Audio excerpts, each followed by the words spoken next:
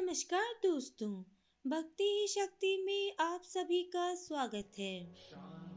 अपने कर्मों के अनुसार ही हर मनुष्य मृत्यु के बाद परलोक जाता है। कर्म अच्छे हुए तो यमलोक जाने से बच जाते हैं और अगर कर्म अच्छे नहीं हुए तो फिर यमलोक जाना ही पड़ता है, जहाँ यमराज के कठोर दंड को भोगना ही पड़ता है। यमराज से सजा पाने के बाद मनुष्य और दूसरे जीवों को फिर से नया शरीर मिलता है और माता के गर्भ में आकर भी कष्ट भोगना पड़ता है। गरुड़ पुराण के अलावा कई दूसरे धर्म ग्रंथों में भी जीव को माता के गर्भ में होने वाले कष्टों को बताया गया है।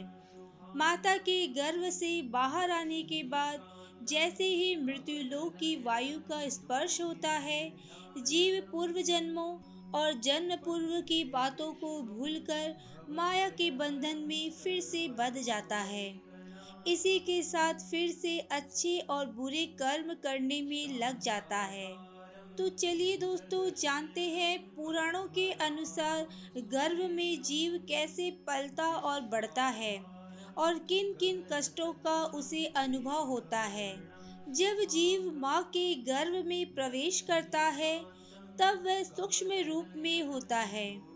फिर 10 दिन के बद्री फल यानी बैर के समान एक कठोर बन जाता है। इसके बाद अंडे का आकार लेता है। फिर सबसे पहले भ्रूण का मस्तिष्क बनना शुरू हो जाता है। 1 महीने में मस्तक, दूसरे महीने में भुजा आदि अंगों की रचना होती है। तीसरे महीने में हड्डी, नाखून, चर्म, रोग, लिंग और 10 द्वार के छिद्र निर्मित होते हैं। चौथे महीने में त्वचा, मांस, रुधिर, मेद, मज्जा और अस्थि की उत्पत्ति होती है। इन सब के बाद 5वें महीने में नंबर आता है क्षुधा और तृषा के उत्पन्न होने का। छठे महीने में गर्भ की झिल्ली से आच्छादित होकर दाहिने कुक्षी में भ्रूण गर्भ के भीतर भ्रमण करने लगता है। इस दौरान माता जो भी खाती है, जीव उसी खाद्य पदार्थ से वृद्धि पाता है। इस समय में जीव माता के गर्भ में मल मूत्र के साथ जहाँ अन्य प्रकार के कृमि और सूक्ष्म जीव भी पल रहे होते हैं, उन्हीं के साथ शयन करता है। फिर अगले 3 महीने कई प्रकार के कष्टों का सामना करता है।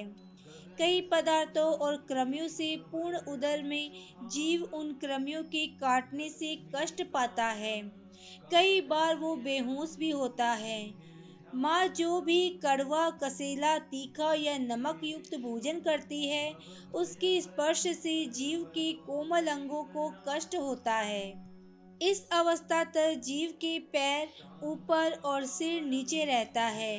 पीठ और ग्रीवा कुंडली के आकार में रहती है। इस समय वह हिल-डुल भी नहीं पाता।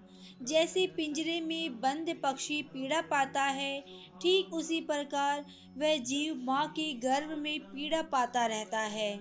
वह भगवान का नाम का स्मरण करता है, नाम को जपता है, अपने पूर्व जन्म के पापों को याद करता हुआ क्षमा याचना करता है। फिर 7वें महीने में जीव को ज्ञान प्राप्ति होने लगती है, जिससे उसके अंदर भय पनपने लगता है।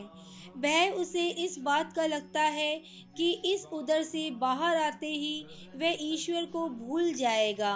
दोस्तों, आपको जानकर आश्चर्य होगा, गरुड़ पुराण के अनुसार जीव गर्भ में ही अपनी 7 माह की अवधि में ज्ञान पाकर वैराग्य से परिपूर्ण होकर श्री विष्णु भगवान की प्रार्थना करने लगता है, उनके चरणों में शरण पाने की विनती करता है। लेकिन जैसे ही धरती की वायु उसे छूती है, वह सब भूलकर फिर से माया के मोह में उलझ जाता है। आज की वीडियो में बस इतना ही। अगर आपने मुझे अब तक सब्सक्राइब नहीं किया है तो सब्सक्राइब जरूर करें। कमेंट और लाइक करना ना भूलें। इसी कामना के साथ कि आप हमेशा खुश रहें, स्वस्थ रहें। नमस्कार।